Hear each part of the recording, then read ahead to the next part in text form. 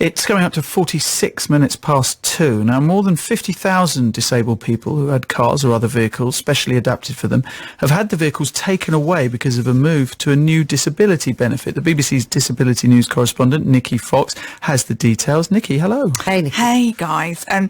So this is DLA to PIP. DLA to PIP, yeah. So to give you a bit of background, in 2013, as part of the government's welfare reforms, a new disability benefit was introduced called Personal Independence Payments.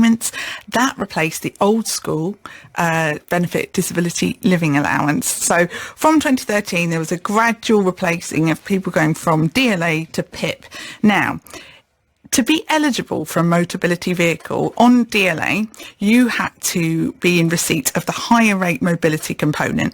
So that just means that you have been assessed and deemed as, having sort of the most severe mobility needs,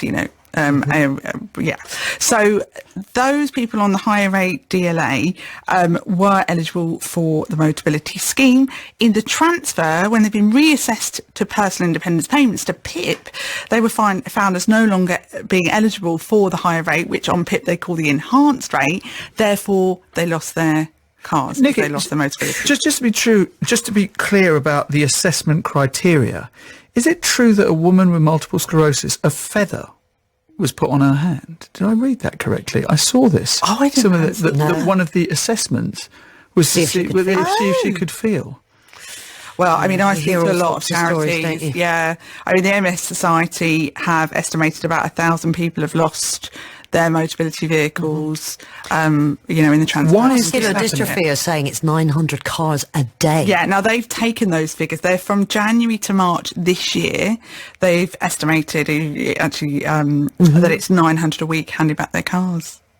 Wow. So it's really quite extraordinary. And some of these cars as well, some disabled people drive just an automatic or a manual car, but some have adaptations. I mean, I'm just looking on the BBC website. There's a woman, she's 41, and she had a Motability vehicle taken away from her in June last year after being reassessed.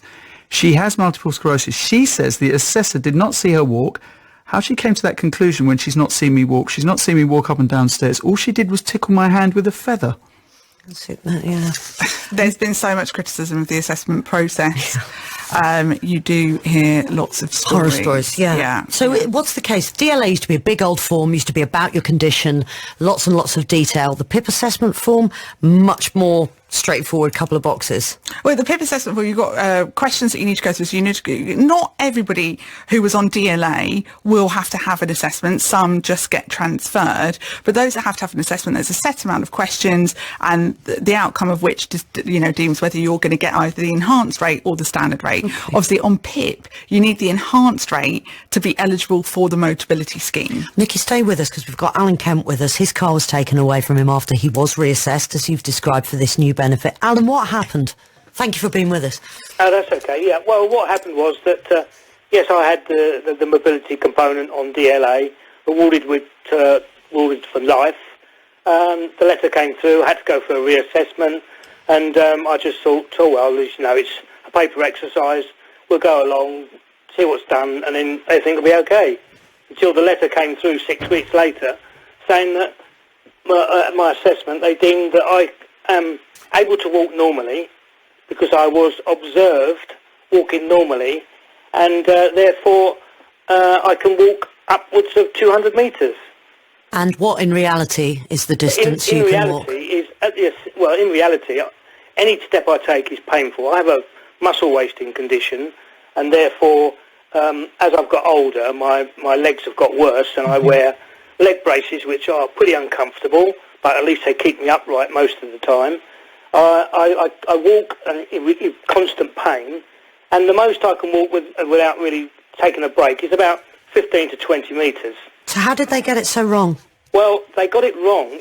At the time of my assessment, I was working, and I believe one of the questions she asked me was, take me through a typical day, which I explained to her, because I worked at Heathrow Airport at the time, and I said, well, I go to work, and I get out the car, and I get on the staff bus, then I have to get to the security post, and I have to walk from the security post, from the bus to the security post.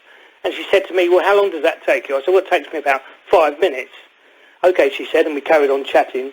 when I actually saw the paperwork with the part where I was observed at the assessment to be walking normally, they say that if you can walk for 5 minutes normally, you can actually walk 200 metres. But what you were saying was it took you 5 minutes, not that you were walking for 5 minutes. Exactly.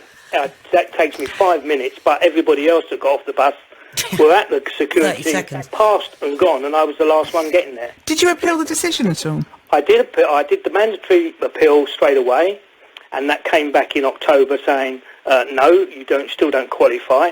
So I then went for the tribunal appeal, and that wasn't going to be held until February.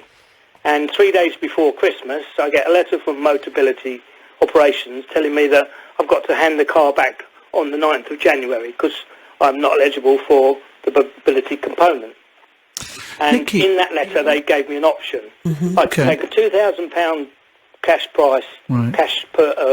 to allow me to carry on getting around, or I can buy the car from Motability with a £2,000 discount.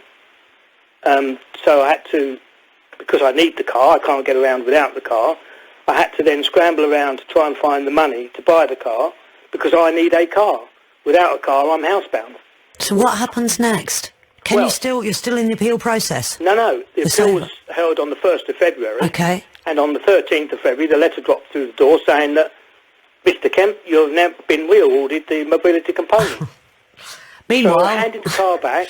Yeah. I had to buy. Well, I didn't hand the car back. I had to raise the money. I borrowed the money to buy the car. I had to get it insured for obvious reasons. You don't get insurance on a mobility car. And then 3 weeks later, I'm told, oh, you're fine. You can have the money back.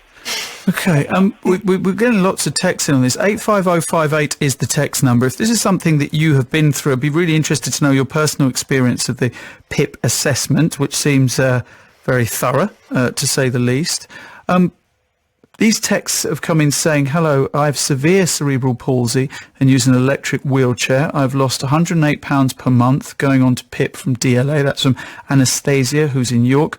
I've got multiple sclerosis and had my Motability car taken away due to the feather test. Now the car has gone.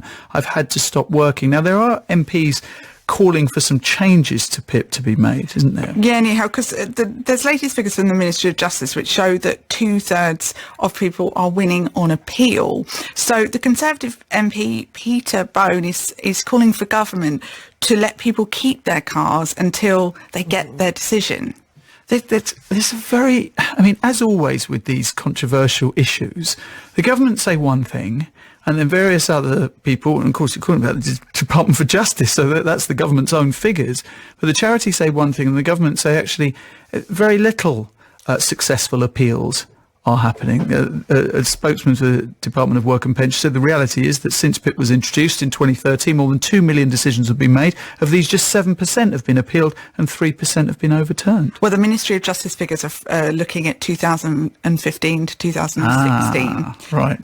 But, you know, the government have said that 70,000 more people are on the Motability scheme than they were in 2010. People that are being assessed straight from PIP and not going from DLA to PIP are obviously being awarded the high rate, and you know most are eligible for the one-off payment of £2,000. Yeah, see that. But you know, charities are really concerned about it. You know, you have your car. Your car is your Lifeline. It's your job.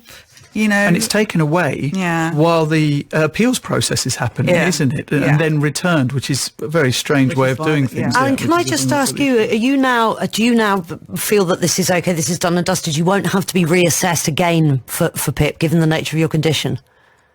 I do have a reassessment date. I think it's 2021. 2021. It is a reassessment. So they will look at it.